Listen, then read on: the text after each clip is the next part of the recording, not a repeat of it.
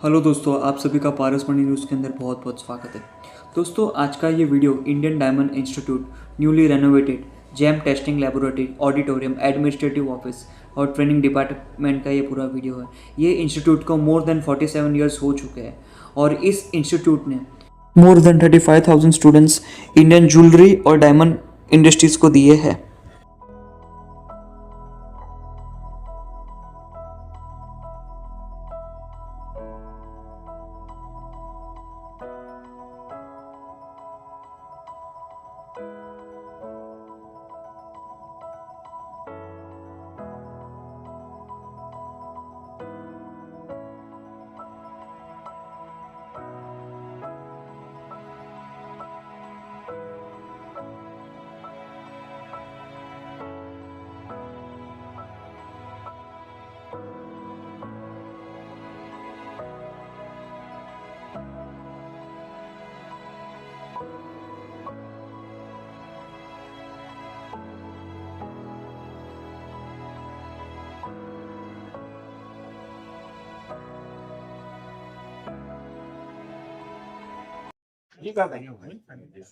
નમસ્તે મિત્રો, આજે ઇન્ડિયન ડાયમંડ ઇન્સ્ટિટ્યૂટ એટલે કે આઈડીઆઈ નું રીઓપનિંગ નું કામ આપણે આજે પ્રોગ્રામ રાખ્યો છે। આ ઇન્ડિયન ડાયમંડ ઇન્સ્ટિટ્યૂટ 47 વર્ષ પહેલા 1978 માં પાયો નખાયો। એમાં સેન્ટ્રલ ગવર્મેન્ટ અને ગુજરાત ગવર્મેન્ટ પણ સાથે છે અને આ 47 વર્ષમાં હજારો સ્ટુડન્ટ અહીંથી ડાયમંડ જ્વેલરી અને એ બધી ટ્રેનિંગ લઈ વિવિધ જાતની અને દેશ વિદેશમાં પોતાનું ભાવિ બનાવી રહ્યા છે અને બન્યું છે। એ સમયે આ ઐતિહાસિક સંસ્થા ઇન્ડિયન ડાયમંડ ઇન્સ્ટિટ્યૂટમાં અત્યારે દિનેશભાઈ નાવડિયા જે ચેરમેન તરીકે નવનિયુક્ત થયા અને એણે બહુ મહેનત કરી બધા જૂના ડાયમંડ વાળાને યાદ કરાવ્યું, ડોનેશન લઈ અને આખું ફરીથી આનું રિનોવેશન કરાવ્યું।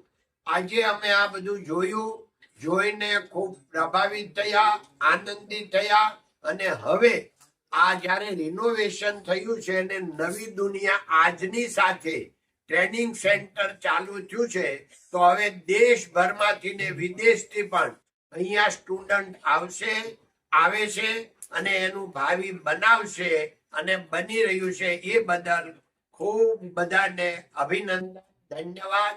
જય હિન્દ, જય ભારત, નમસ્તે।